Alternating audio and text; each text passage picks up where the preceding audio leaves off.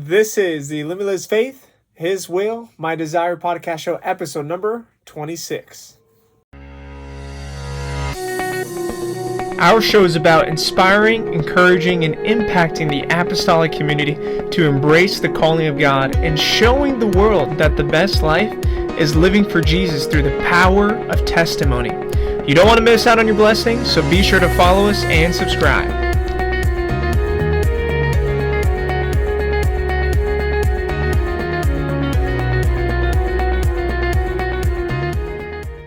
What's up, Limitless Faith family? Hope you guys are having a wonderful weekend so far. Happy Sunday to each and every one of you. God bless you guys. I'm excited for this week. We've been getting a ton of great warm weather up to this point. Today it was raining, but we're thankful for the rain because God created the rain.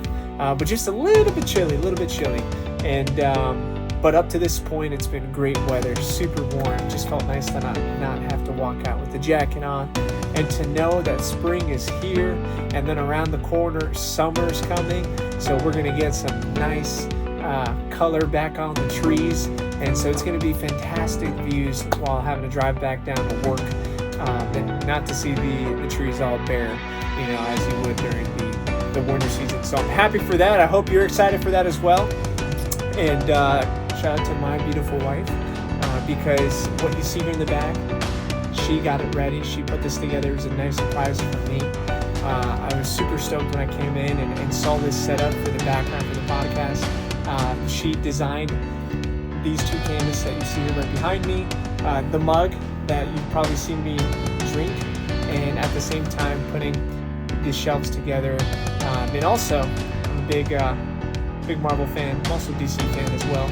So having that H there, some of the Marvel characters, I don't know if you can see it from that perspective, but H for Hanau, representing her last name. So super excited and stoked that she got that, and so I'm thankful for her hard work and her support. She's been tons of blessings for me in this podcast, so I appreciate all the advice and leadership that she has to help me with this. So thank you. Shout out to you, baby. Thank you so much. Love you very much. So today's special guest is Sister Diana LaPierre. She's actually the first lady. She's the first lady of the church that I go to, First Pentecostal Church here in Torrington, Connecticut.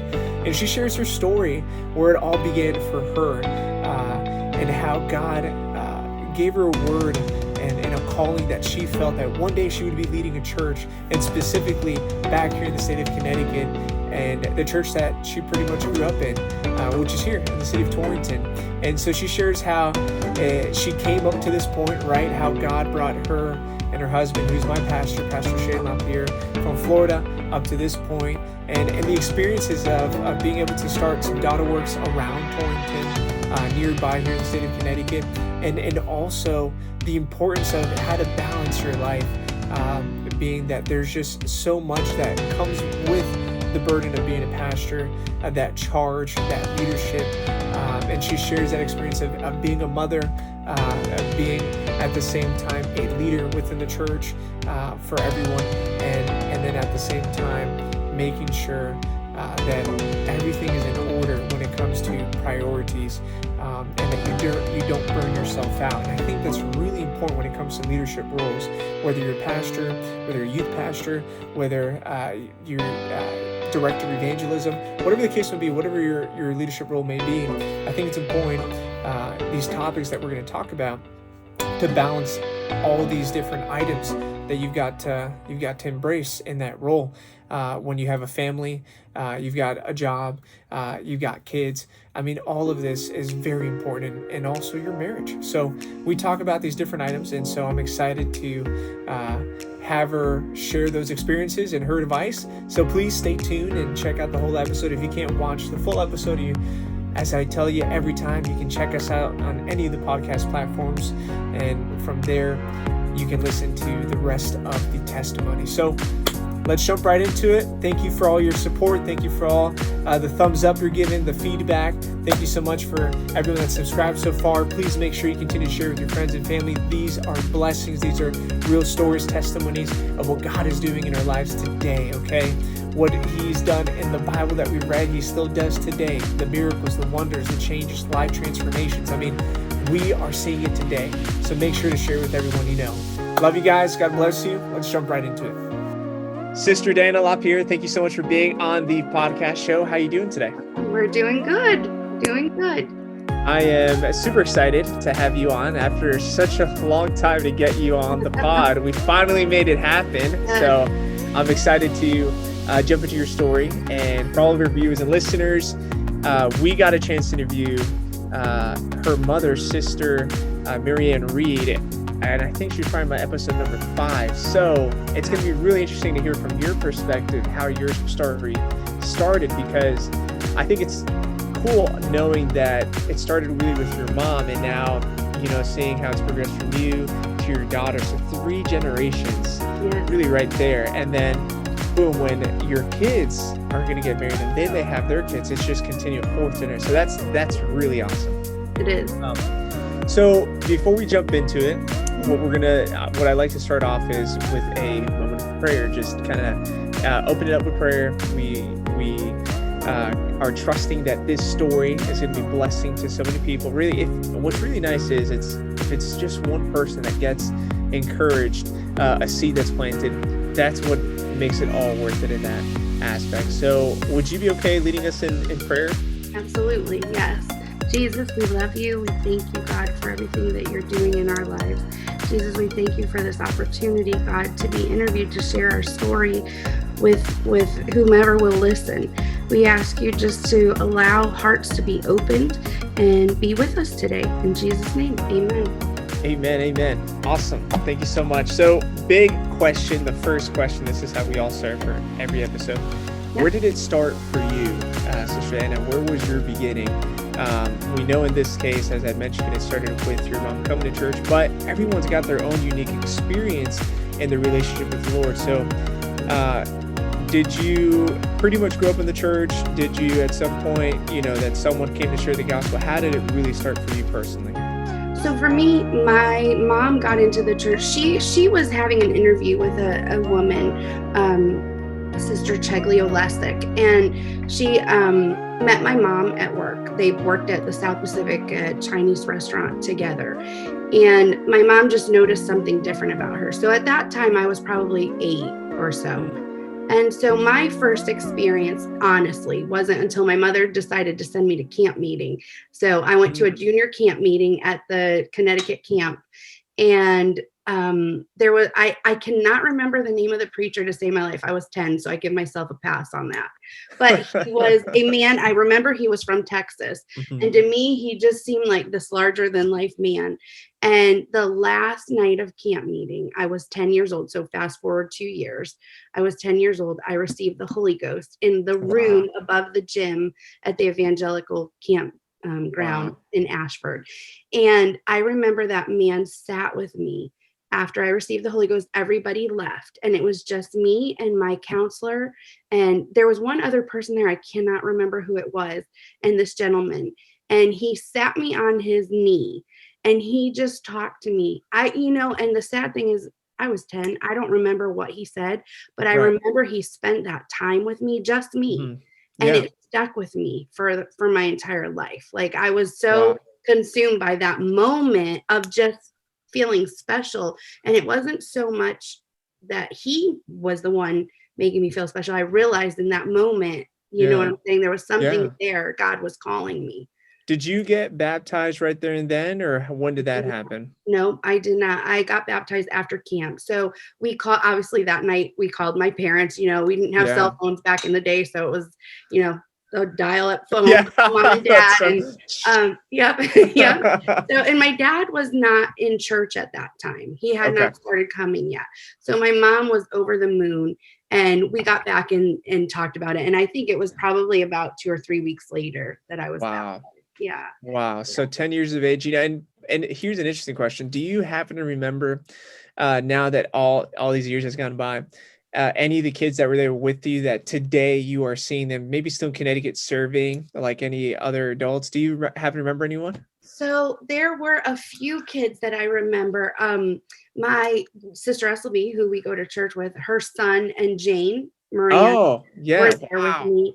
There was another lady. She's not in obviously in the UPC anymore, but that was attending our church. So it Wow. was primarily kids that were going to church with me in Torrington that I Yeah. remember from that moment, Yeah. Ash, right? Yeah.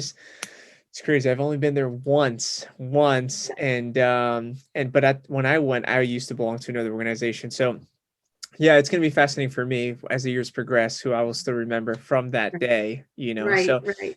that's awesome to just imagine at such a young age, right? And I think it proves a concept in the sense that yes, you were young, but you were understanding what was going on around you, right? You understood um to a degree, like, okay, they're talking about this God, they're talking about the creator of this universe and how he loves us. Like, you understood that, and you see, I'm assuming, all these other kids worshiping too, right? Right, right. Well, and let me tell you that my grandparents were, they were Catholic. My Hmm. dad's side of the family, maybe they weren't as like, devout and as being there every week. Right. But my mom's mom was, Saturday night we went to church. Mm, So I loved my grandmother so much. I didn't care where I had to be able to be with her. So right. she would take me to church with her a lot. And not that I paid attention. I most of the time would just sit on the floor, but she was the one, I think, that really, got those wheels turning a little bit. I mean, Hmm. my parents had attended another church. I don't know if my mom talked to you about it, but it was, I don't know if you've ever heard of Amway, but it was a church that was kind of associated with that product. No, And I did not know. yeah, yeah. And so I remember going to services like that. And I don't know if actually it's funny because now that I'm thinking about it, I don't know that they were actual church services or services more like for the product. But I just remember being so devout. My Oh, parents would take us, and I would be like, how much longer? oh my gosh. Yeah. And then, okay, so just to backtrack here, so for your grandparents, so they were Catholic, right? Yes. Yeah. So was it hard for them at all, in terms of them to see their daughter, now their granddaughter, um, kind of take a different direction now in terms of let's say, walk of faith? Yeah. Well, so it wasn't just my grandfather had passed when I was 8. So it was Okay, just my grandma on my mom's side. gotcha. And my mom brought my aunt to church they came at the same time.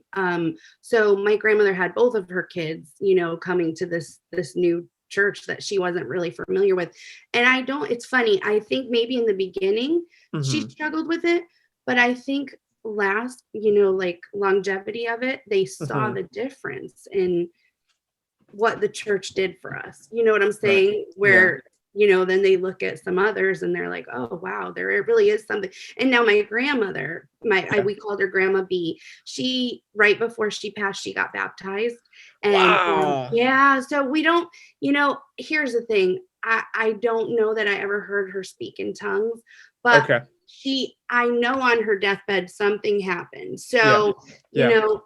hey, I'm not God, but Hey, it's at yeah, the end, it's in the Lord's hands, right? We're not exactly. here to make that decision. And I think it's just awesome, though, to hear just the incredible, again, this is like the different perspective now, right? In Yeah, terms of, we heard your mother's perspective, how this went down, but now we're looking at through your eyes, going back in time when you were a child, right. seeing this all fall into place. So I think it's really cool. Again, I say it all the time, it's like a movie for me when I'm listening, I'm just, Yeah. it's like watching these scenes. So She might correct me. She might correct me on some things. Like, you didn't remember that exactly correct. yeah, I'm just kidding. that's okay. That's okay. So I think it's awesome. So your grandma at the end got baptized. That's amazing. Yeah. So, okay. So I was actually about to ask you next if she ever ended up going to service with you guys, and it Yeah. sounds like she did, of Yeah. course. Yeah. She did. She started coming. I mean, obviously, towards the end, she was just too feeble and Right. whatever. But Yeah. she came with us as often as she could at the end. When she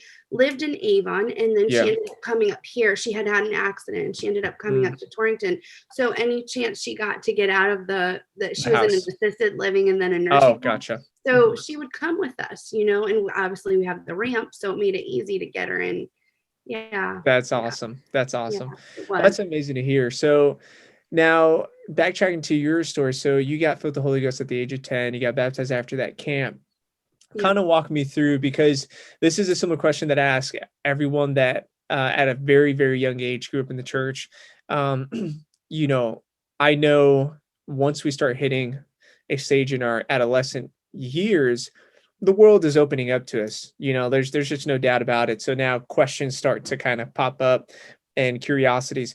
Did it become difficult for you at all in terms of now you're starting your new walk with the Lord, growing in your faith as a child, right? And you're learning in church, but at the same time, as you're getting older, your knowledge is increasing in different areas, and now you start kind of diving in more. Did it ever become a challenge of certain aspects of that when you're going to school? Yeah. So obviously I was in 5th grade when I got the Holy Ghost. And then when I went to 6th grade, we had moved. So we had moved to a new location, and I changed schools. And honestly, it was actually a really great thing that happened, because obviously when you're, diving in and your holiness standards and everything is changing, it wasn't so hard for me because I went in as that girl that always wore the skirt.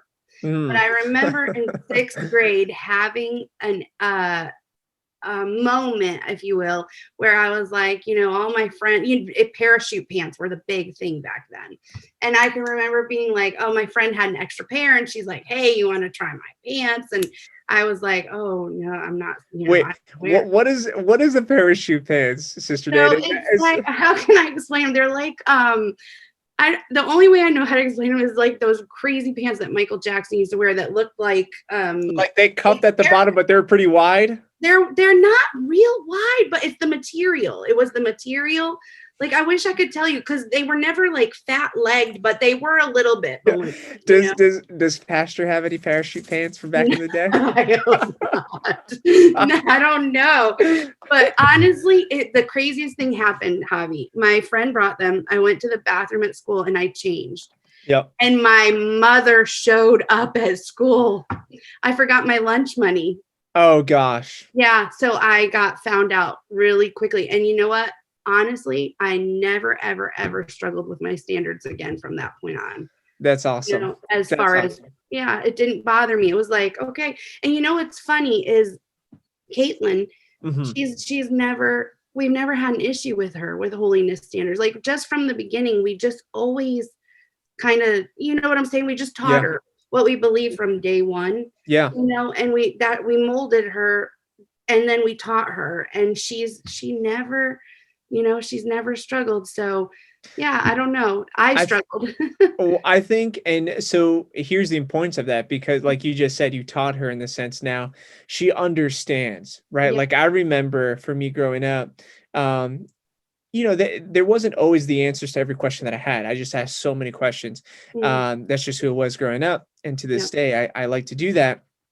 But I think that when you're able to invest in this case, your child, and answer those questions for them, and now they have that understanding, like, okay, I can appreciate that it's part of my identity. But when you don't explain it, then of course it's a struggle, because now it's more of if they ask you, oh, well, because we go to this church and this is who we are, and I don't know anything else, I don't know how to answer that question, right? Then now it becomes too legalistic, right? It's not part of you.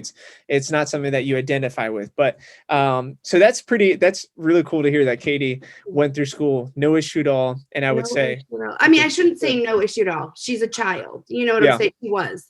Yeah. And yes, there were a few things. Katie was infatuated with nail polish for some time.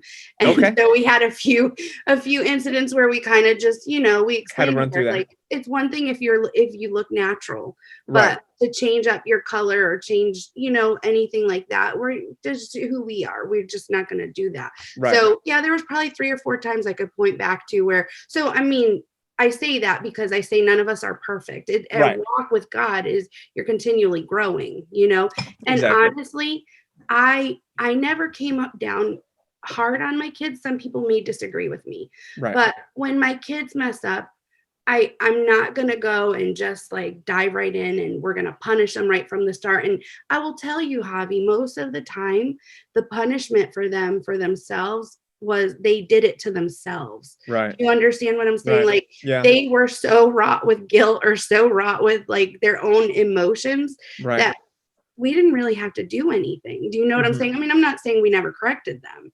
Right. But yeah, there's a balance, and I agree to that. I think there's a balance to, in this case, I'm just trying to think back to when I was a child, but if a parent just kind of goes straight into it, it may just cause in us as a child to get upset and angry and to rebel, and but if you find a way to like you understand, like they know what they did was wrong, right? They already know that. So for you to have to shove it in their face, they're not going to like it. But you find a balance of like, okay, let's go over what happened, and now it's time for me to be a parent to you and give you advice, and then they're going to appreciate that. So I think that's good, right? They know the balance of you're not there as a friend right there and then. It's I'm in mom mode or I'm in dad mode now. Right, exactly. And also going back, so like for any of our listener viewers who may not understand, so like when we talk about nail polish and other stuff, like again, it's not about this idea of legalism at all. It's just we believe, right, that God created us beautifully. We are beautifully made. So when it comes to how we are, why should we change who we are in terms, because by nature, right? Like I like my hair black, right? I'm not gonna change the color because I think God created me beautifully with this color. Or my eyes, like you know how they have new eye color contacts. Yeah. And they put it in, you're like, you're looking at me like you're thinking, you may not say, and you're like, I don't think that's their eye color. I think that's something's off. Yeah, something's off. Those eyes are crazy. Yeah.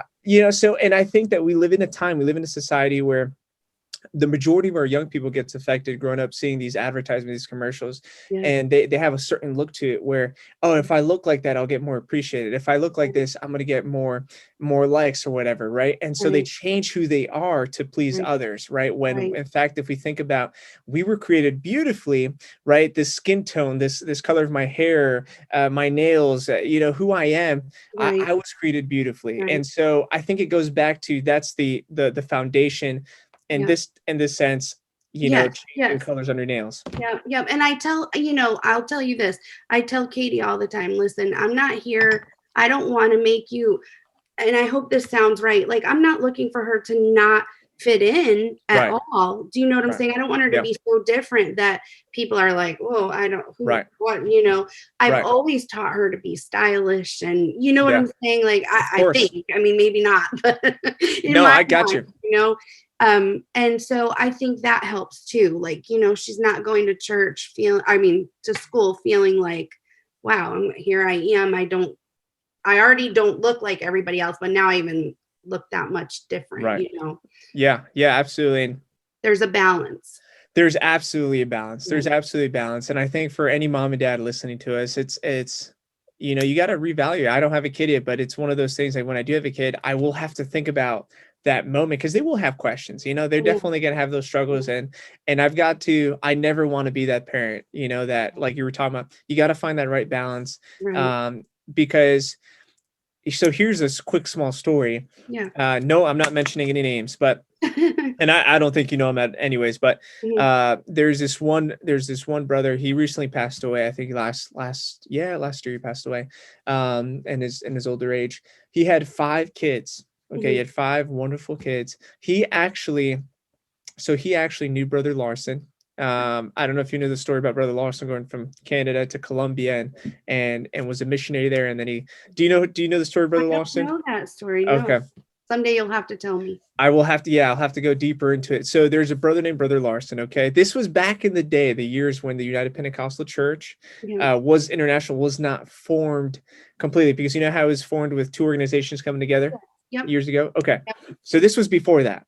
Okay. There was a brother from Canada. He went to Colombia as a missionary with his wife. His wife ended up passing away in Colombia. And so he, I think he raised up his child pretty much as a single father from there. But he started the church in Colombia, which today it's split off, but one branch is the United Pentecostal Church of Colombia. Okay. And then there's United Pentecostal International. Or United Pentecostal Church, International, in Colombia. But anyways, one of his disciples, and this is now getting to the point, is this brother who had recently passed away last year, had 5 wonderful kids, great missionary, great preacher, great teacher, really phenomenal.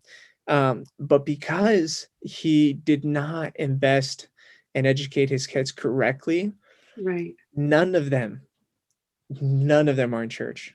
Oh. At all, because they grew up with a perspective of completely legalism, right? So like instead of them having a relationship with Jesus, they just looked at it as like, this is rules, and I think that a lot of people because they're affected by someone who didn't do the right job of helping them understand this isn't about following. This is about getting to know our Savior and what He's done Right. for us and developing that friendship, that relationship. So Right. that small story of just showing the importance of what you're talking about is you've got to have the right balance to teach your kids and help them in that process, not Not be diving in. Yeah. right. So Exactly. just a small story, but yeah, and another day I'll dive more into it. Yeah. Awesome. Okay, so now we're going through school. All right, so we're going through school. You're getting older, and well, let me ask you now, as you're getting older, I'm assuming at some point you had to start diving in that question of, God, what's your purpose for me? What's your will for Yeah. me? What are those next moves? What did that look like for you? What were you thinking at that moment? Well, I remember, so let's go 5th grade, 6th grade, 7th grade. And then it was probably 8th grade. I was 13 I know I was 13. Yeah. So I was at another camp meeting. Camp was a big part of my life. I mean, not that, we didn't have our dad. Listen, my mom, if there's anybody, my mom was a prayer warrior. No, I shouldn't say was. My mom is. My mom, I can remember waking up every morning, her sitting in her rocking chair. I mean, she would intercede. I learned a lot from my mom as far as prayer. Now, I don't feel like my gifting is the same as my mom. I'm not saying that I don't pray. I don't misunderstand what I'm saying, but my mom was definitely a prayer warrior. And every morning I would wake up and I would hear her in that rocking chair praying for us, the 4 of us kids, That's awesome. and my dad. And I'm trying to remember, I don't remember exactly when my dad got into the church, but the first time he came in and then he left for a while and he came back. And I do remember when he came back because it was when Dylan was born. It was Dylan's first service back to church. But when I was in the 8th grade and I went to camp, that was the moment for me. That was the moment. I remember being in a church service. Again, it's terrible. I don't remember who the speaker was, but I remember God was working on my heart. And I remember being in church in that moment. And people were praying around with me. I think, as a matter of fact, I think it was Sister Dibble, Brother Fred. There was the Stefanoviches from Manchester were there. There were some people praying around me. And I remember in that moment, clear as day, that God he gave me a almost like a vision. Like I saw myself older in the church here in Torrington. Wow. Crazy. It was crazy. But I remember from that moment on, I just always knew this was where I need to be. So fast forward to when Shane and I got married, it was a little bit traumatic. I have to admit that we moved down to Jacksonville because I could not understand my place there. Do you know what I'm saying? Like, I remember you mentioned this in person before. Yes. Yeah, okay. Yeah. And I remember it's actually a funny little story. I love the pastor so much. I mean, his name was Brother Lester Green, and he was Jacksonville, Florida, church there. Wonderful church, wonderful people, like just a great place. And was this pastor's home church? This was, yes. Yep. This was. And so obviously that's why we ended up back there. Right. Gotcha. Okay. Actually, what happened was, I hope this isn't a rabbit trail, but Shane, we were having a hard time getting our footing here in Connecticut. He was having a hard time finding a job. He was working for my uncle, but it was a factory and it wasn't, what he wanted to do. And so he was able to go back down to Jacksonville. We were able to get good jobs. We both started, as a matter of fact, small tidbit, we both started at Blue Cross Blue Shield in Florida. What? I didn't know that. Yeah. So it's kind of crazy the way it all works. So Shane has literally been with the Blue Cross Blue Shield since we got married. So hold up. Were you guys in the same department or no, but a small tidbit that he always laughs about me having to tell is the job that launched his career, we both applied for. And he got picked over me. And small tidbit, he did not apply for that job. I applied for it for him. Wow. And he beat you in the interview rounds at the end. In the interview. He honestly, I could never have done what he's doing today. You know what I mean? It just wasn't my whole thing, whatever. Yeah. But Yeah, I could have done the junior programming part. I just couldn't do what he's doing now. I don't think I would have taken it as far. So is it called still Blue Shield Cross, or is it Anthem, or? It was Blue Cross Blue Shield of Okay. Florida when we were there. Okay. And now he works for, it's called WellPoint, really, Anthem. Okay, gotcha. But it's still a Blue Cross Blue Shield. Yeah. And he's the chief technology officer, right? Is that what it is?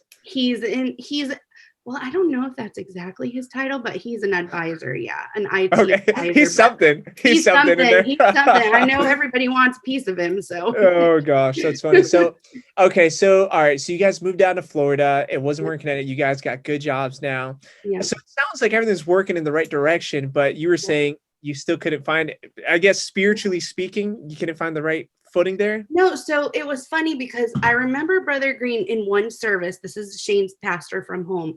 Okay. He had an amazing altar call. And funny story is we had brother and sister brother and sister Tom Dibble come down a few times to preach for us. Okay. And it was in one of those services. We had such an amazing altar call. And I remember Brother Green, he looked at me and he went like this. So I came up to the altar and he looked at me and he said, Diana, you know, until you allow God to use you here, like until you really dive in and you make this your home, God is not going to be able to use you. And I remember clear as day, and I did not mean it with any rudeness. I looked him square in the eyes and I said, well, Brother Green, God isn't going to be able to use me. Because in my heart, Javi, I was like, this is not where I belong. I'm not supposed to be here. And I remember being like, can't believe I just said that. Like, you know, but now we all laugh about it. We all laugh about it. And if you knew Brother Green, you'd be like, girl, you just took your life in your hands, you know?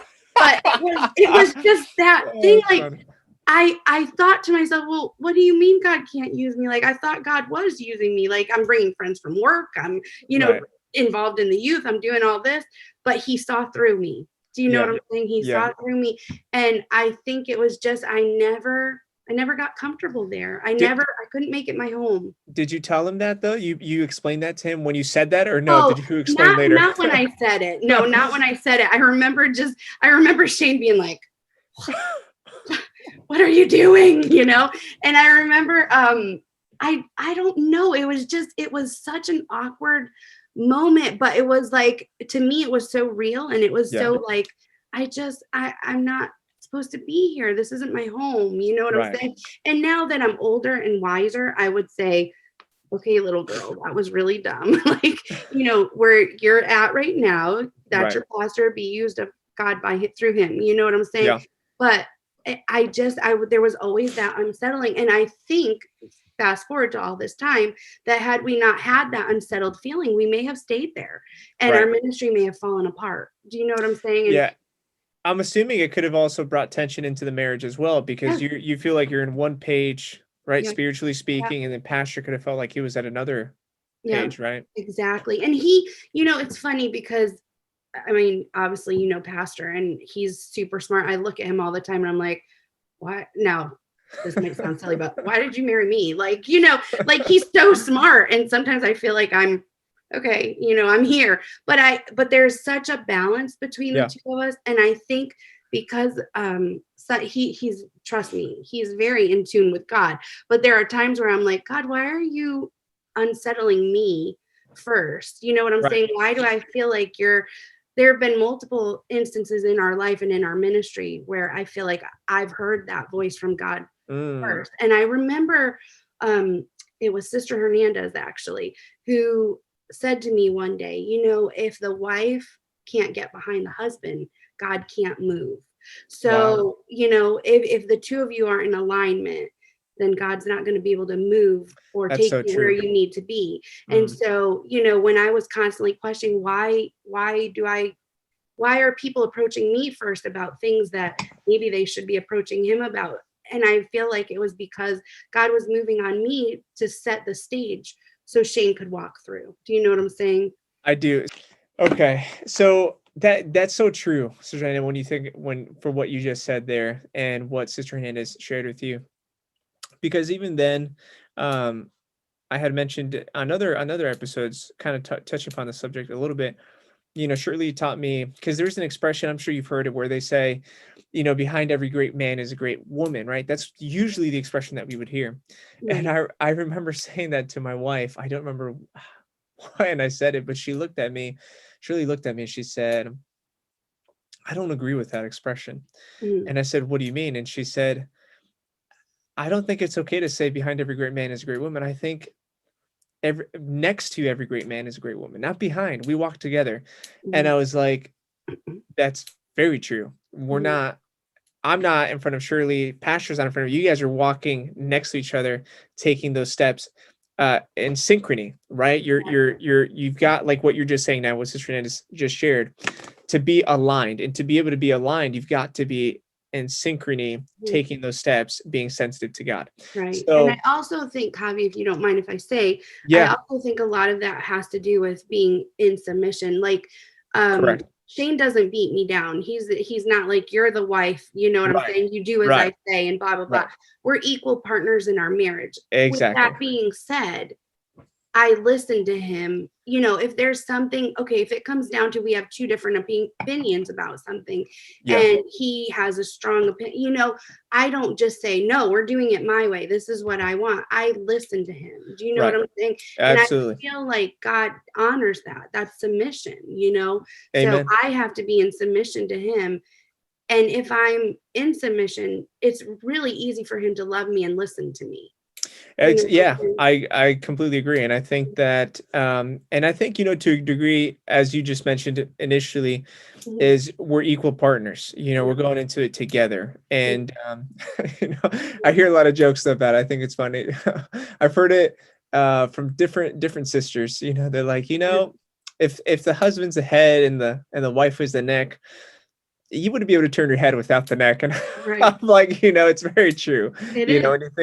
When you think about it. So at the end, you are equal partners. I do need my neck to move in order to kind of look left and right. So Yeah. now kind of going back, because I feel like, all right, just briefly here, because I think there's an essential part of your life that we kind of skipped over just for a moment. Okay. And so I want to jump back to where we're talking about right now and in a little bit. But I know you did end up going to Bible college, I right? And did. so Yeah. initially, when you were talking about when they prayed over you Yep. around when you were in 8th grade, Yep. kind of walk me through now. So you're in high school. How did Yep. you come to choose that your next move was to go to Bible college instead of going to a secular school, getting a degree? Like, what happened there?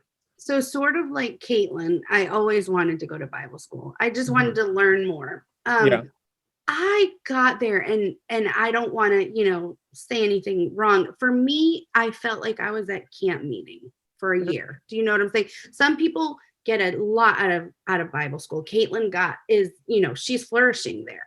Yeah. For me, I think it was more like I went away and it was a maybe it was a tough transition too, because I was leaving home for the first time, which all kids are. But for me, Bible school was more, I don't feel like I got my footing 100% correct. You know what I'm saying? While I was there, I came home and went on to secular college, but I didn't finish my 4 years at Bible school. And Gotcha. again, nothing about the school or anything. It was just for me. I think I had this idea of what Bible school was going to be, Right. and it wasn't that for me. Do you know what I'm saying? Mhm. The teaching was amazing. We had the most amazing instructors. I mean, Brother Norris was there at the time. Brother Littles was Oh, there at yeah. the time. We He's had at Urshan now, no? Brother he- Norris? yes, yes, yes.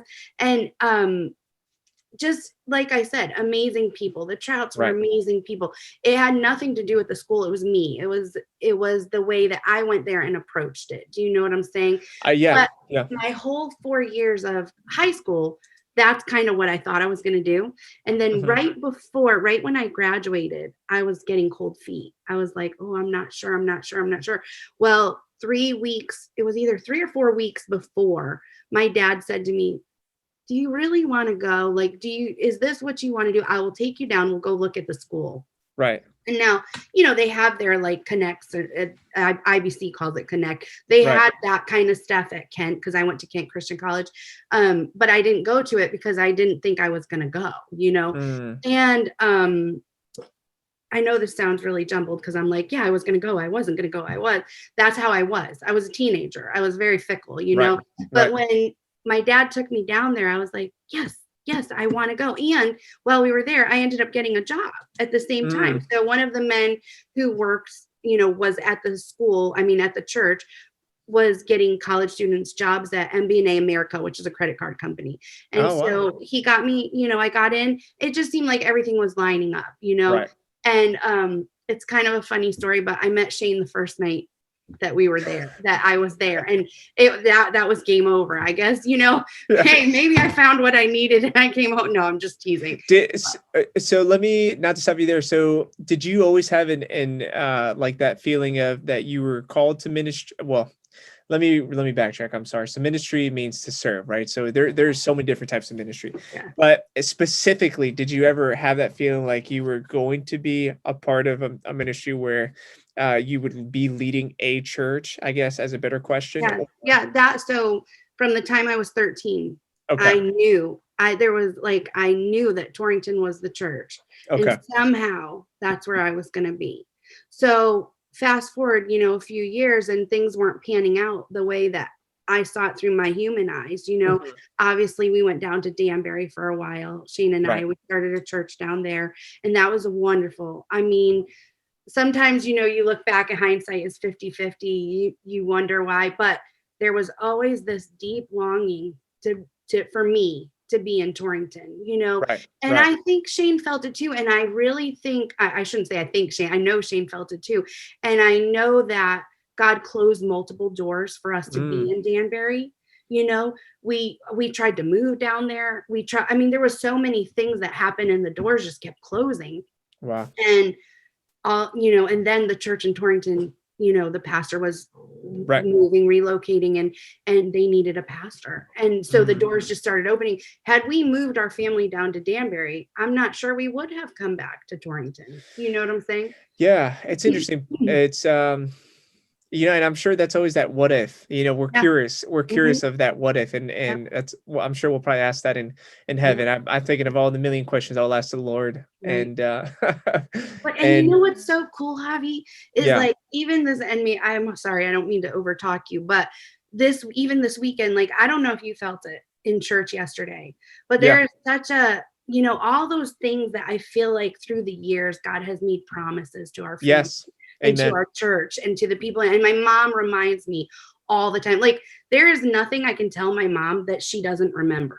Like, sometimes I'm like, great memory. Wow. I said that to you. I don't even remember, you know, like, and she'll remind me, Diana, remember when you told me? Diana, remember when you told me? And I'm like, I really need a diary or a journal or something. Like, I know I don't remember. I told you that, Mom, but it's happening, Javi. I remember being in Danbury and someone coming and praying over Shane and I and telling us, seeing a building, and it was the Torrington church building. She was explaining she had never been to Torrington. She was from South Africa.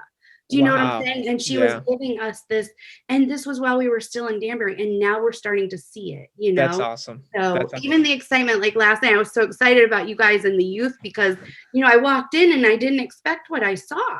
Very chaotic. I'm sorry, by the way. No, that's what youth group is. Youth group is chaotic. Oh man,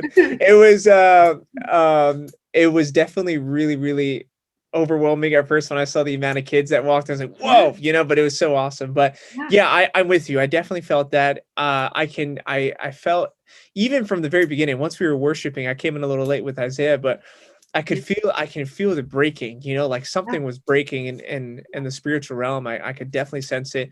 The church was packed. I don't know if I initially, and it's wrong of me to not think that I should definitely expect it packed every Sunday, but I don't know why I didn't expect it. And it was definitely awesome. I can say where I just felt for a moment, I was like, you know what? We don't need the preaching. Let's just keep worshiping, please. I know. The worship going. That's how I felt. That's the best way for me to put it. Like with the last song, I don't know what the official title is called, but I just remember the beginning is like, Lord, hear our cry, right? Or hear our prayer. like that song for me was like, let's keep singing it. Like, this is awesome, right? Let's just keep, like, I can do this for the whole day right now. Right. And by the way, yeah, what you did yesterday was awesome. Okay. You got to keep doing that, Sister Diana. Just keep doing that. That was amazing. Was that even part of the plan? I don't know, but that was good. That was awesome. No, not at all. I felt God so strong and I couldn't get away from it, you know? Yeah. And then I was like, I kept fighting with him. No, you know me, you know? And then I was like, okay, Shane, stop the song. Like, you know? Yeah. So, No, but I was meant for him to awesome. keep going with the song after, like, you know, but it's okay. We'll get there. But it was awesome. I enjoyed that you did that because it was so encouraging. It was so encouraging. So yeah, for me, I told my wife, I was like, did you see Sister Diana? That was amazing. That was awesome. So I know we texted. Yeah, no, that was awesome. So keep doing that. But okay, so all right. So now, so you were telling us you've always felt that you knew it. You knew it since you prayed over at such a young age that Torrington was going to be that church. And then at the end, as everything started to seem to line up when you went to Bible college in Florida, and this is where you met now Pastor. I think this isn't a rabbit trail. I think this is important. This is very important. I think for any young couples that listen to us, anyone maybe that's about to get married soon, maybe they're engaged, whatever the case may be. I think there's an important aspect of a topic. I've asked people that have shared a little bit of when they met their spouse.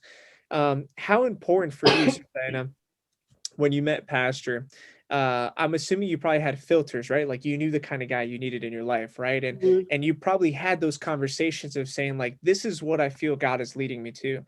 What do you feel God's leading? You know, like those pivotal moments. So can you kind of share that a little bit? I think this is really good for anyone that is kind of going through it. Obviously being, you know, called into the ministry at a young age or feeling that calling, I mean, I obviously wanted to marry someone who was ministry minded. I didn't know if that was pastoring or what. I didn't know Torrington was a part of our life. You know, that's, I just always felt that. So I guess if you had to ask me, like some of the attributes that I really was looking for or really wanted was back when I was younger, I loved to sing, but I didn't love to play. So I remember saying, God, I want a man who can preach and a man who can play the piano. And you want to know what's so funny about that, Javi, is that Shane could not play the piano when we met. He learned when we got married. And when we were very first married, he bought a keyboard, set it up at the end of the bed, and then just put it there. And just every night when I was trying to go to bed, I would hear this clumping on the keyboard. He'd have his headphones on and he was playing. But it's so funny because that's kind of a silly request, but it was integral to our ministry, you know, with starting a church, with working with youth, with doing all kinds, you know what I'm saying? And maybe I should have learned to play the piano. Maybe I missed my mark. You know what I'm saying? That was my call, but he's done such a great job. And I remember wanting him to play and me to sing. Do you know what I'm saying? Yeah. And I remember, just knowing I love praying with people. I'm probably not the best at, you know, you watch some people and you see them just, man, they can pray anybody through to the Holy Ghost. And I struggle with that because I think I look at people and I don't want to overwhelm them. But God is obviously taking our church to another level and teaching us all to move outside of our comfort zones. You know what I'm saying? I mean, because what happened yesterday was completely outside of my comfort zone, you know? I know. That's why I'm so proud. I'm so happy. Like, what happened here? But, you know, sometimes I think too, we get in our own ways. You know, with ministry, and we have these visions of what it's supposed to look like and how we're supposed to act, and it has to be eloquent from start to finish. And you know what? Church work is messy work sometimes, and it's not going to be all perfect, and it's not going to look perfect all the time. And so I think going back to your question though, with you know, what were my what did it look like for me? I think, you know, that's what it was. I wanted to marry a preacher. I wanted to have the abilities to be able to do what we needed to do. I didn't want to be stuck. Just like Shane talked last week about, you know, we got down to Danbury. We didn't have a drummer. So what did? We took our 8-year-old son and we said, son, get on the drums. You're going to play the drums. And, you know, he's 8 years old. So I'm sure there was a lot of boom choppa, you know, whatever. Yeah. And he did it though. You know what I'm saying? Look, he's playing today. And, you know, sometimes he gets hard on himself. Like he's not the best and he's not, whatever. No, he's being used of God. You know what I'm saying? Like, God didn't say, I mean, we give him our best, but he doesn't say you have to be perfect. Right. You, Amen. Amen. So, and he plays so hard. I mean, he doesn't, there's no one else that plays, he's hardworking in that aspect to be so faithful and diligent to play every Sunday. So I appreciate faithful, even when mom and dad can't be there and we're doing something else or we're out somewhere else, he's, he's faithful. So yeah, amen. That's awesome to hear, because I think it's important for someone who's walking right now in similar footsteps to see someone who's you've already been through that, right? Fast forward, you already been through that. So when I went to Bible college, I say it all the time. Everyone's heard me on the show so far. I think 20 couples got engaged my first semester at IBC. I was shocked. That was not. That wasn't us. Can I clarify that? That wasn't us.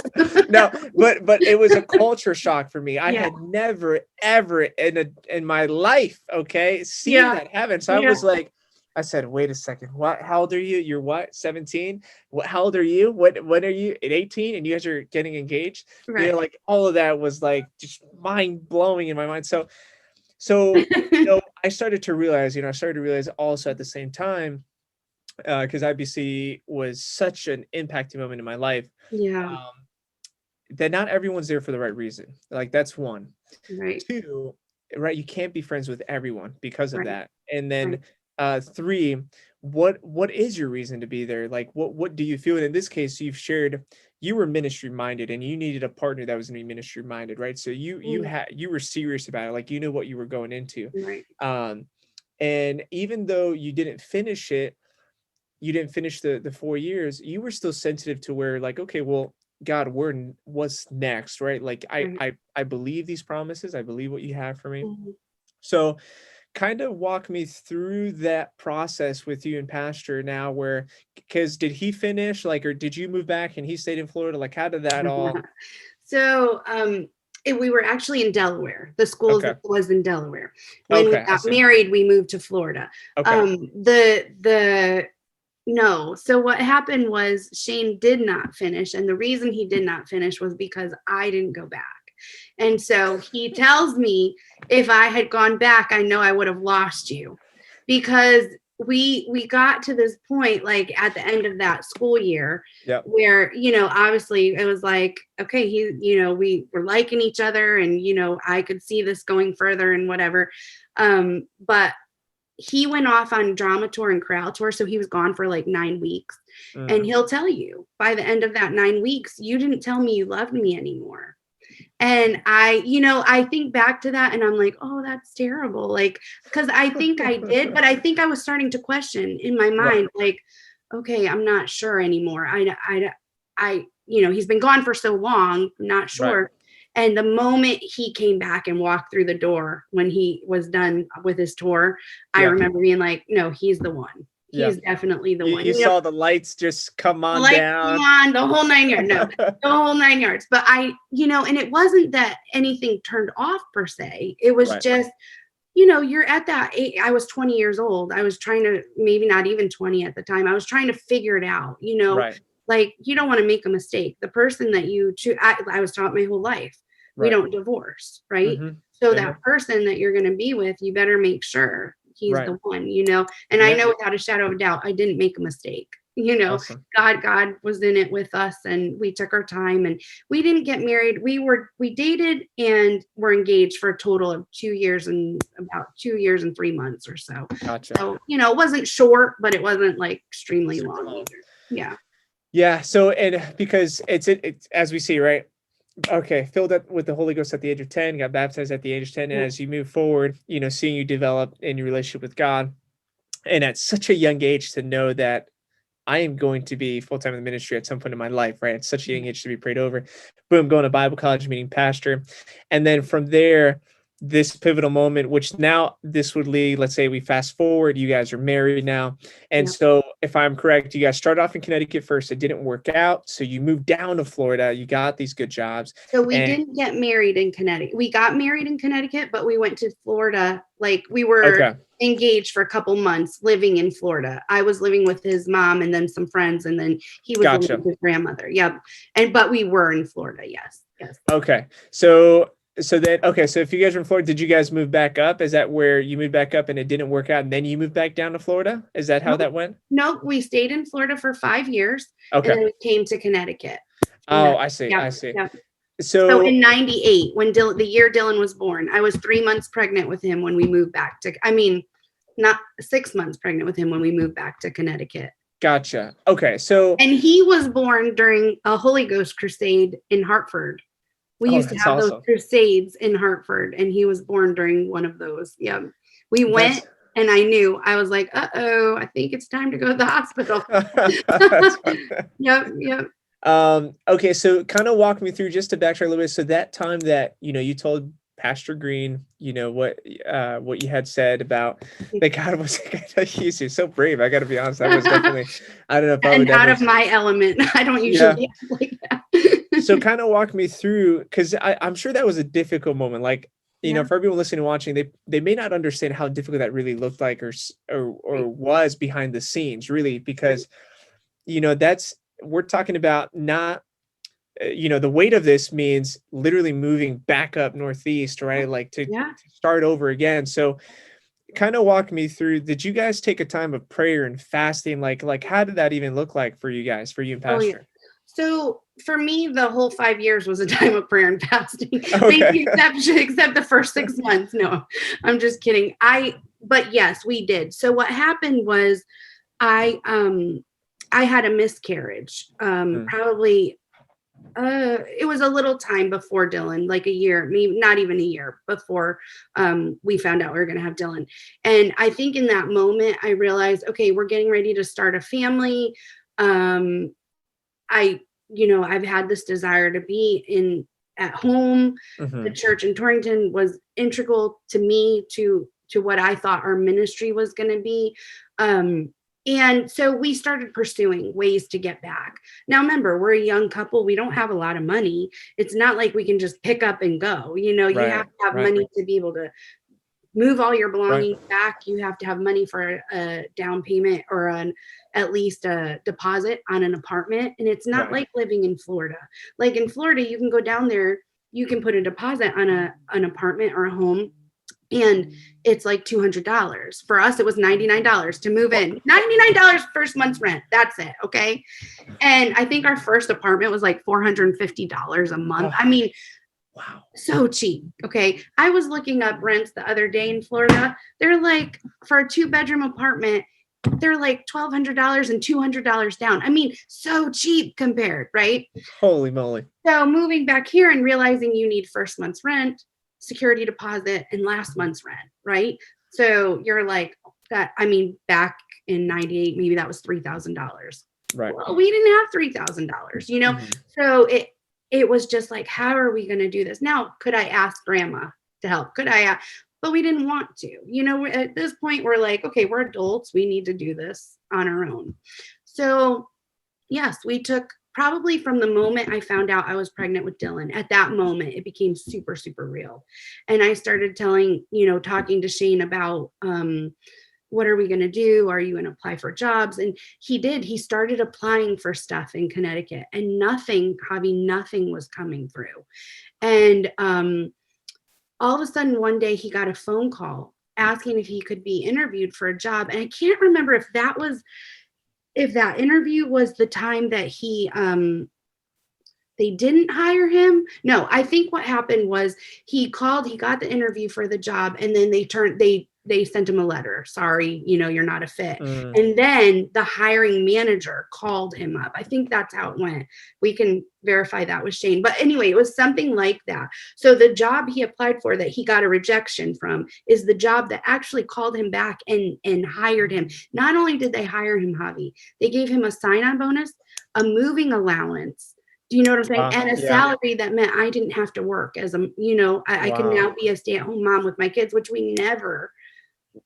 When you're, in your young 20s, you don't know that that's going to be a possibility. Right. And so our whole world just changed, like literally overnight. Yes, we prayed. Yes, we were, diligent about what we were doing. Yes, he was picky about the jobs he was applying for. But, you keep getting those rejection notices and you're like, am I in the will of God? Like, Right. maybe we're not listening to you, what's going on here?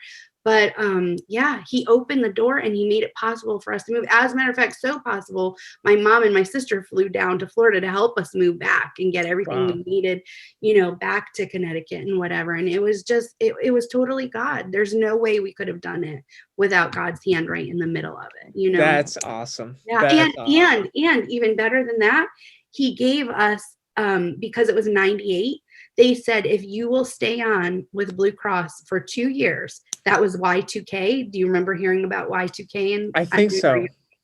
So, they expected all kinds of problems. They gave us another huge bonus just for Shane to stay for 2 years with the company. Wow. Yeah. That's awesome. So it That's was like, we didn't expect any of that, So Yeah. I know God opened that door.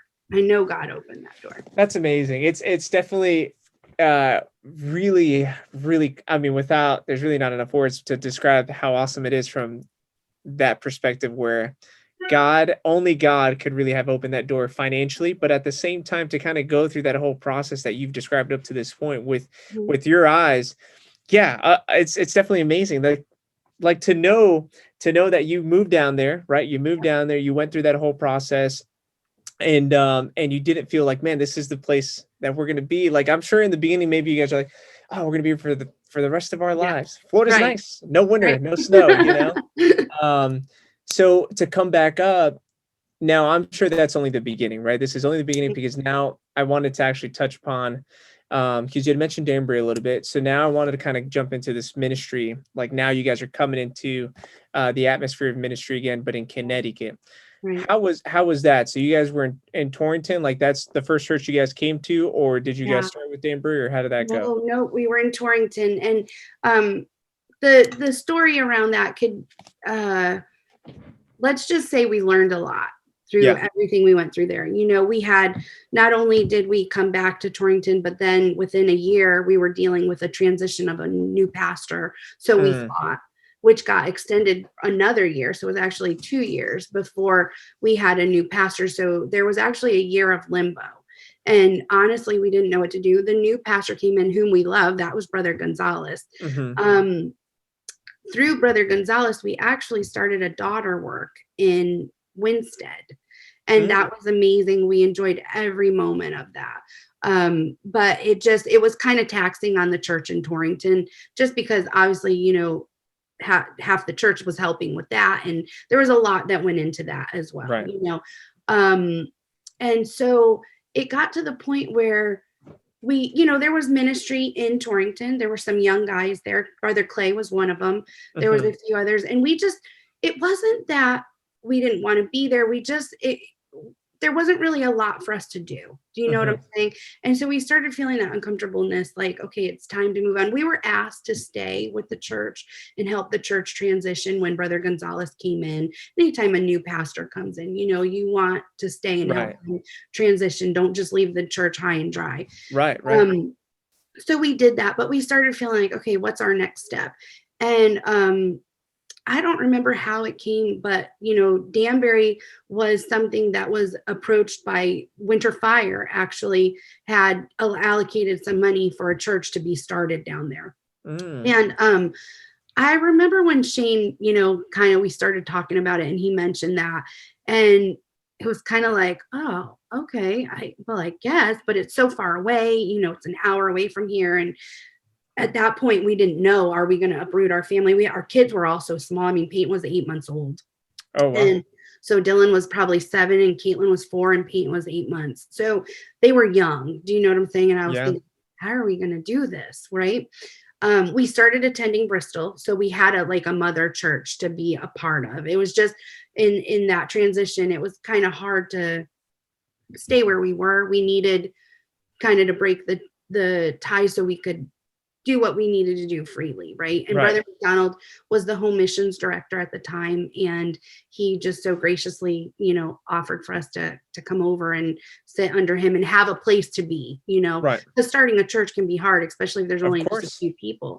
And I remember I told Shane, I said, I will do this with you, but if we go to church and there's nobody there, it's game over. I don't want to do that. I don't want to ever be in a church service where it's just you and me and the kids.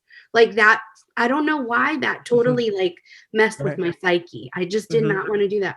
Can I tell you, Javi, there was never, ever, ever, never, not one time a service where it was just Shane and I and the kids.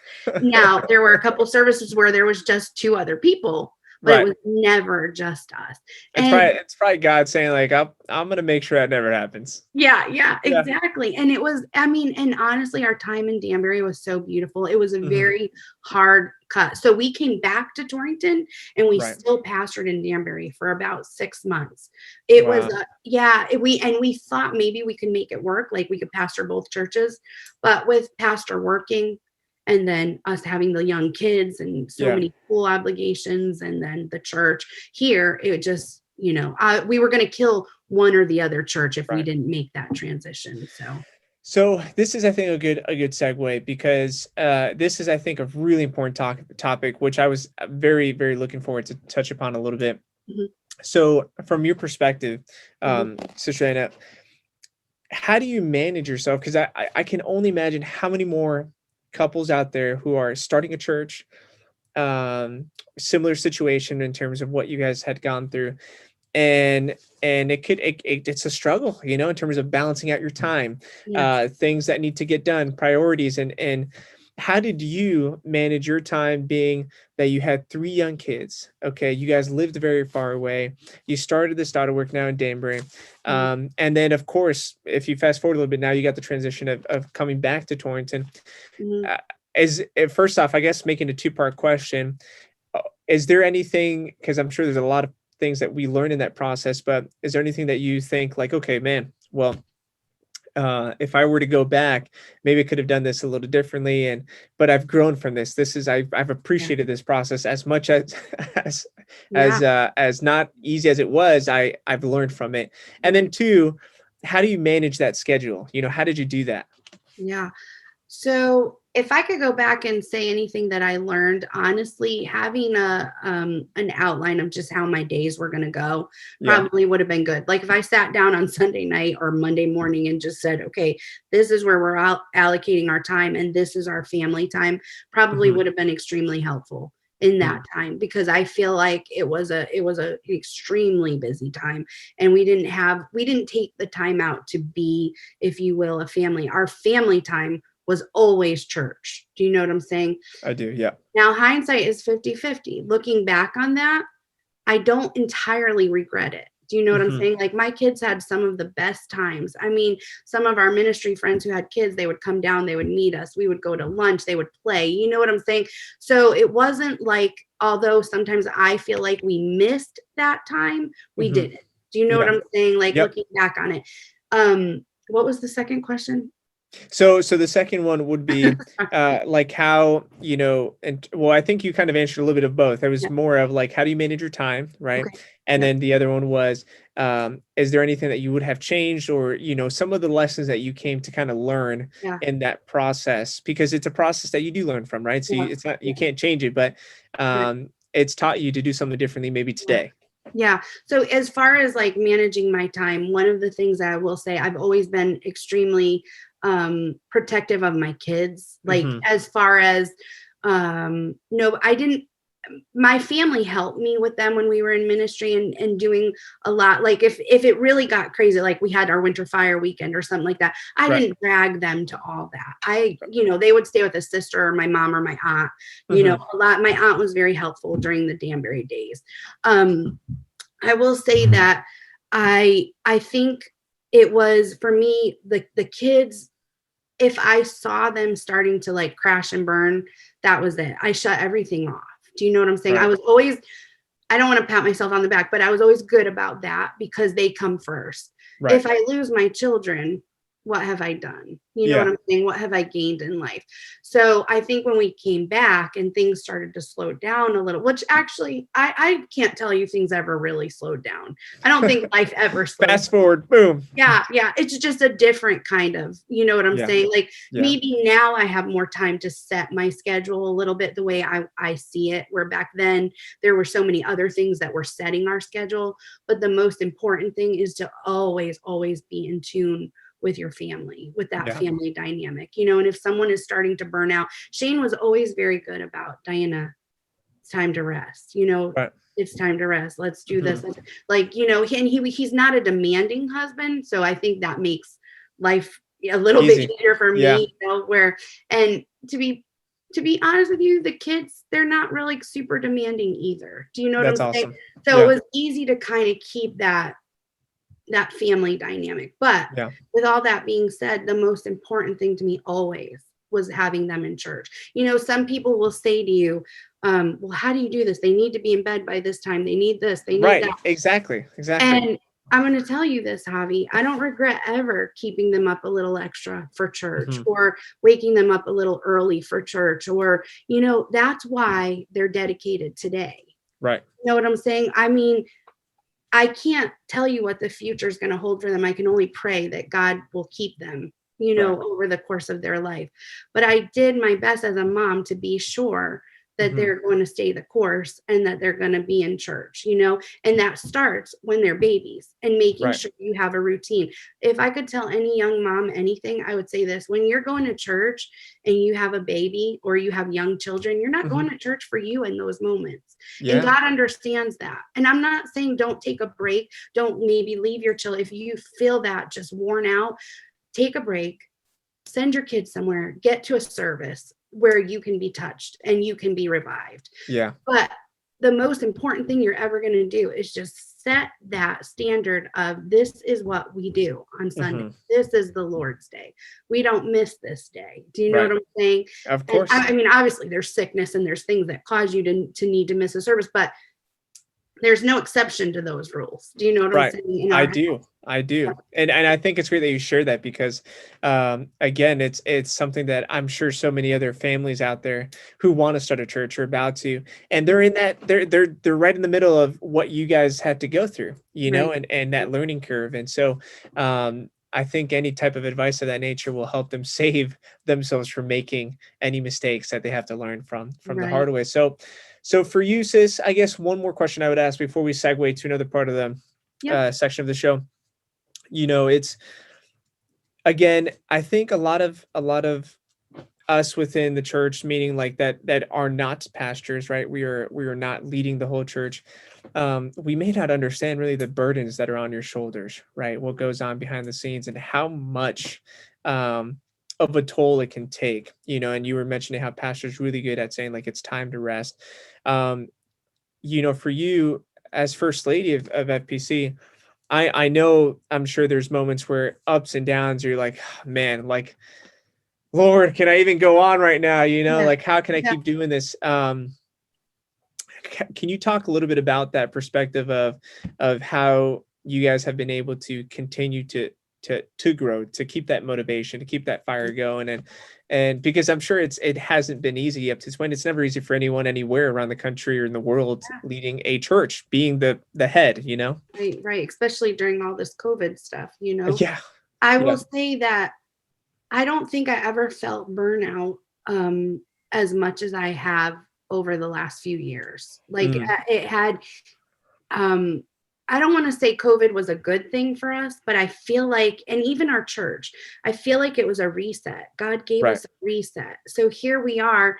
And, even yesterday, like, we're all pumped up after yesterday's service, and I know that doesn't mean, we could go to church next week and we could walk away going, what was that?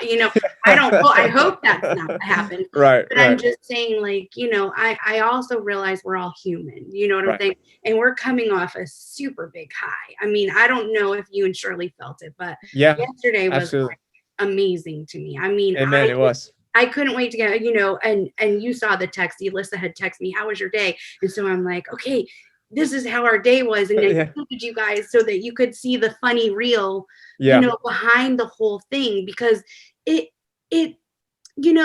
okay, so something as simple as, we're missing something. It's a people business. That's what we're doing. So when things start going wrong, you realize in that moment, there's an excitement here because God is doing something. You know what I'm saying? Life is never going to be perfect.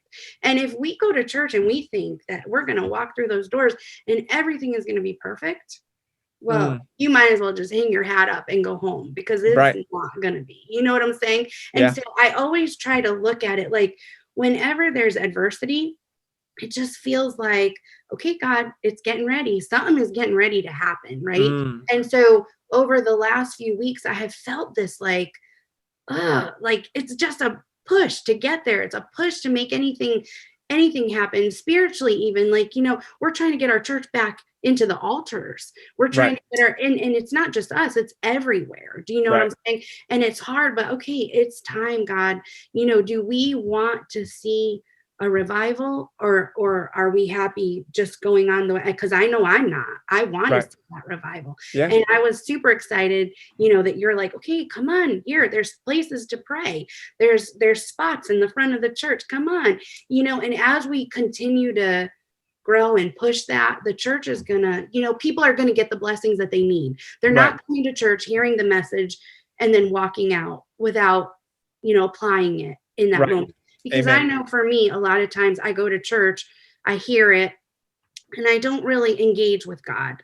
Mm, During COVID, right. I don't mean always. And Winter Fire was an eye opener for me, because I was like, I have missed this. Yeah, Where has this dynamic been for the last right. year?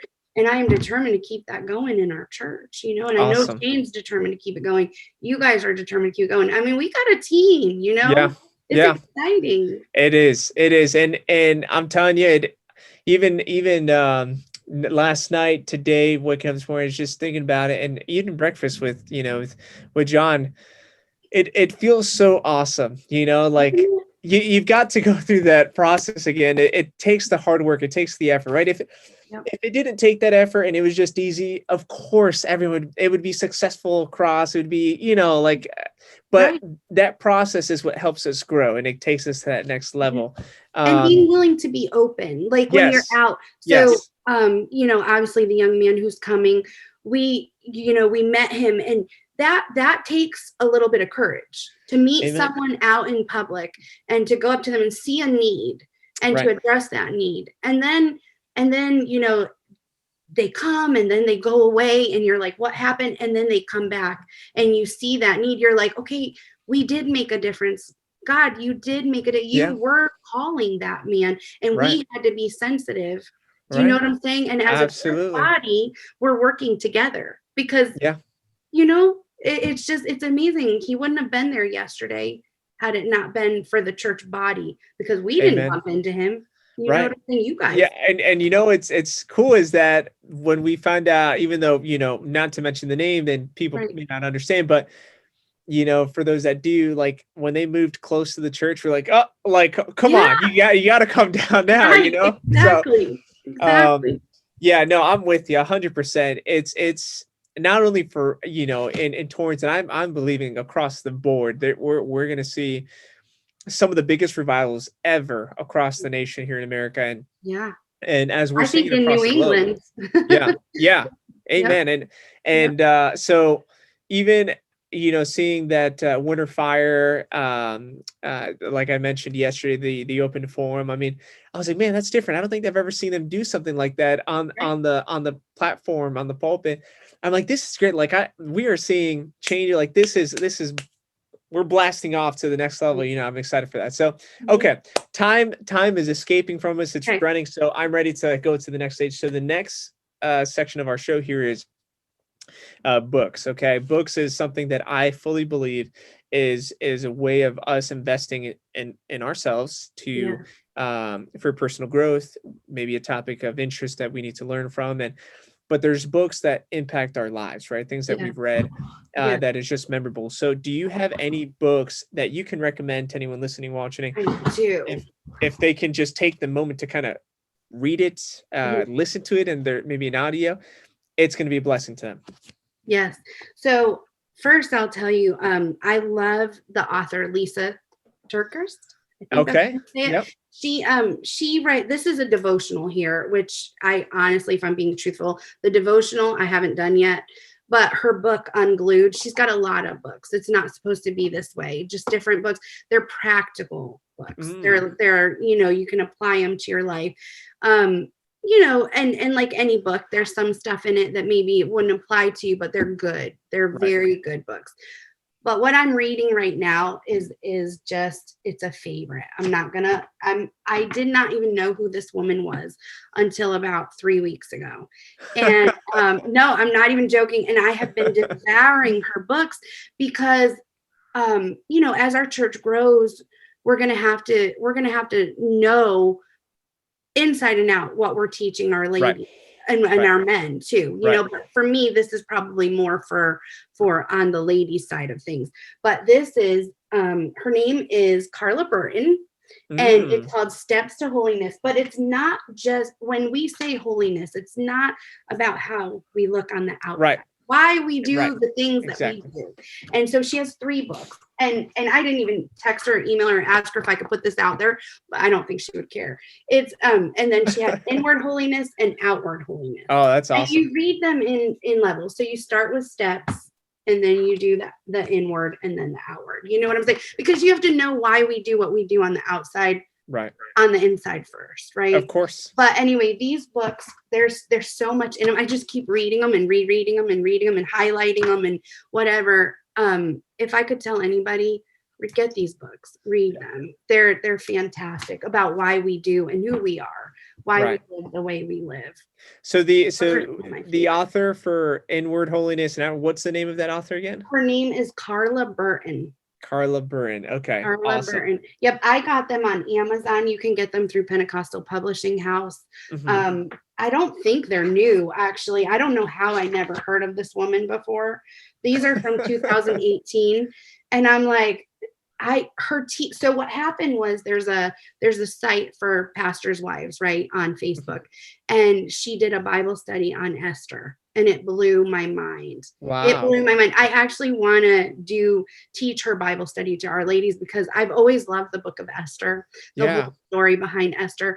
And this Bible study, I mean, when she just talked, she called it, the title of it was Called, but didn't come, came, but wasn't called.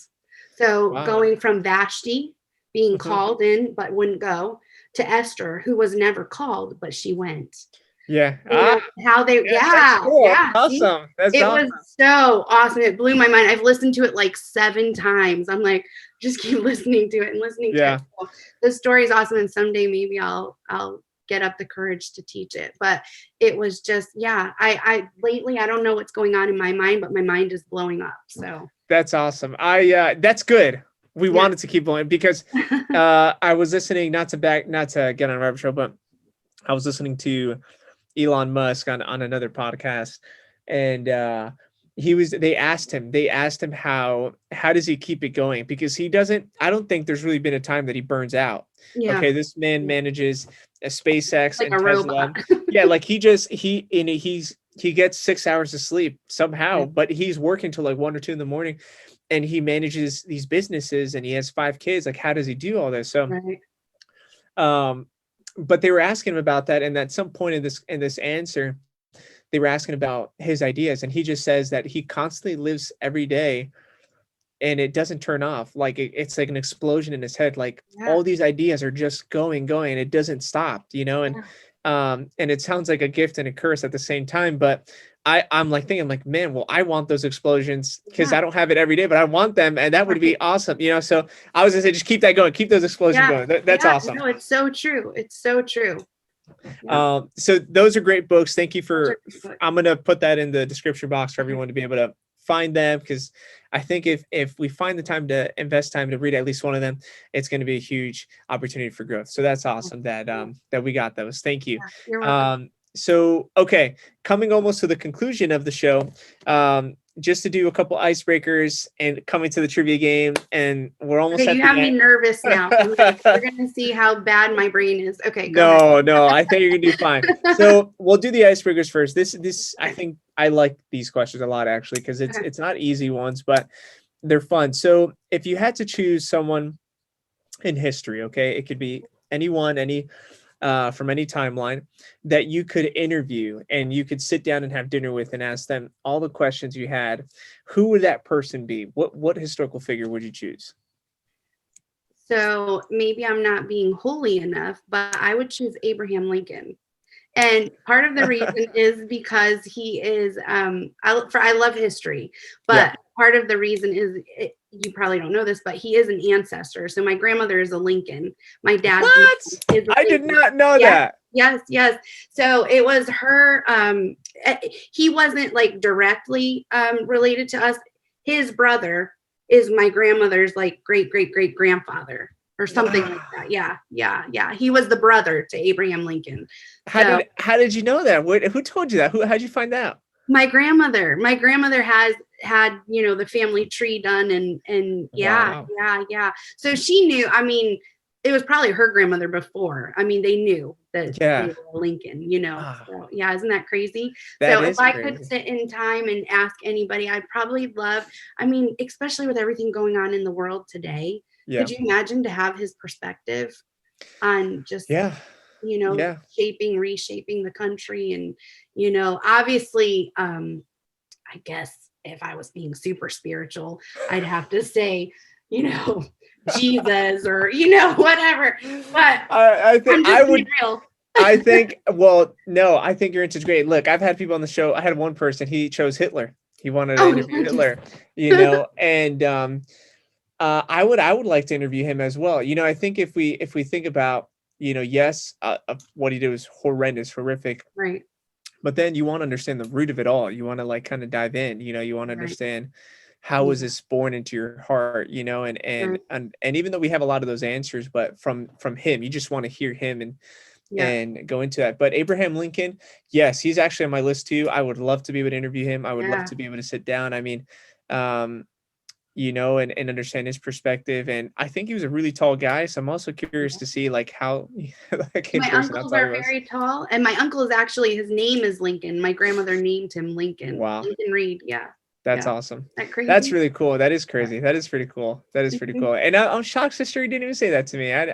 She didn't mention that to me. It's pretty cool. Okay. So second icebreaker, if you had to choose a timeline to visit, okay, one that you would say like, okay, if I could choose a week of vacation to go back in time, I would stay for a week in this timeline. Which timeline would you want to kind of check out in person? So this one's a little bit tough, but I would have to say the early 1900s.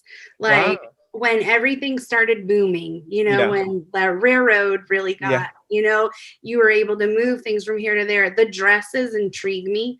I don't know that I'd want to really do that forever. I probably could do away with the outhouses and that kind of stuff, but I love that time period. Like, like the going to see castles and obviously if I lived in that time period, I want to be rich. So have nice things, but I love that time period. I love castles. I love just the English, like countryside lifestyle, the dukes and duchess and, all of that. Yeah. But from the early 1900s. Yeah. It's kind of crazy to think about how time has come forward and how we look at the prices today of certain items. I watched last night before going to bed the movie on how McDonald's started, right? Mm-hmm. And just seeing that in the 1950s you would buy a burger for 25 cents, 30 cents, and I'm thinking like they're like on the dollar menu or $2, like how did we get up to this point? And so it's just interesting. But 1900s, okay, cool. I didn't expect that. I thought you were probably going to go a little bit even further out than that, maybe 1700s. Yeah, awesome, really? Awesome. Okay. Nope. I was because like 1900s, it's obviously it is years ago, but it's kind of close. It's not too far. So for me, I would definitely want to. There's so many different timelines, but one is a timeline of Alexander the Great. Okay. That's probably another figure that I would want to interview because he was such a young leader in his time and he conquered so many different lands and I would have wanted to visit the library. They had the biggest library I don't know if the globe, but throughout that time. We're talking about so many different scrolls from different cultures. So I would have they burned it down. That's the sad part. They burned down this library and we could have had so much information, but I know. Okay. So time for the trivia. All right. Okay, Susanna. okay, So okay. You're killing me. Okay. No, it's going to be fun. They're fun questions. Fun questions. Okay. So it's only going to be a few questions. No problem. So we'll start off with the first one. And these are same question I've been asking everyone. All right. In the Gospels, we have 4 writers. We have Matthew, Mark, Luke, and John. Okay. Out of these 4 writers, which one of them was a physician? Oh, no. I should know this. See, that's it. I told you it was going to be hard, but, it's fun facts. Wait, the great physician, right? That's what they call him. I'm going with, Javi, you're going to think I'm dumb. No, he also wrote the book of Acts, just to make it easier. Luke. Yes. Yeah. Okay. I'm like, I know this. You put pressure. I'm not a good test taker. Can I just tell you that? No, well, you're doing great. You got the first one, so that's awesome. So Luke is right. So here we go with the second one. Okay. This one may sound tricky. It's not a trick question, okay? But it's probably a one that we would probably never think to memorize. But so it's funny. Out of the 12 sons of Jacob, do you know the firstborn's son, or the firstborn's name? Like what was the name of the firstborn of Jacob? Why do I want to say? I will tell you this. He went when Joseph was going to be enslaved. Yeah. He went to go save him because he was, they had thrown him down, deep well or hole, whatever it was. He went to go save him when it was too late. They'd already traded him into slavery. He was gone. The many colors? Are we talking Joseph? No, I'm saying like he went to go save Joseph. Oh, right? He went to go save, right? All the brothers were jealous, right? They wanted to get rid of Joseph. They threw him down like this deep hole. The brother that went to go back, right? In the story, there was a brother that went to go back to save him, but he was already traded into slavery. It was too late. Yeah, I know. That was the oldest brother of all. Like he was the oldest of everyone. So just to kind of give you a little bit of a clue. Yeah, I forget. I don't know. It's Reuben. Reuben. So I know the story. Yeah. But yeah, see, I told you. Sorry, I'm not good with names. No, but this one was a random one. This one was a tricky one because it's one like we don't read much about Reuben. There's not much about. No, but when you say it, then I'm like, okay, yeah, I know. But now I sound stupid. So.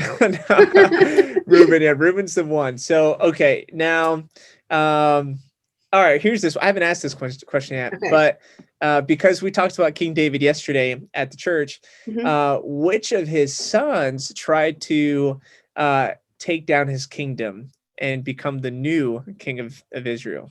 Was that Saul? No, Saul was the first king. Which of his? So this son specifically was considered the most beautiful man ever to be seen. I never read that. Yeah, I promise you the Bible says that. Oh my goodness. Javi, you're killing me. What is wrong with me in my Bible right now? I don't know. Yeah, they would that in his time. I don't know if they were saying ever, but in his time, most handsome man, and he was a son of David, but he tried to take down his kingdom. Solomon? No, Solomon did not tear. No, Solomon was the wise king. He got all the wisdom. He didn't tear it down. It was Absalom. Okay. Yeah, remember the guy? So he gets killed, right? Because his hair gets stuck in the trees, right? David told them, "Don't kill my son. Just bring him back to me." Yes, and his hair got stuck in the trees, and so they didn't listen to David. And I think Joab or someone killed him. Yeah. Okay. I'm bad. I told you I'm bad with names, especially Bible names. No, that's okay. That's all right.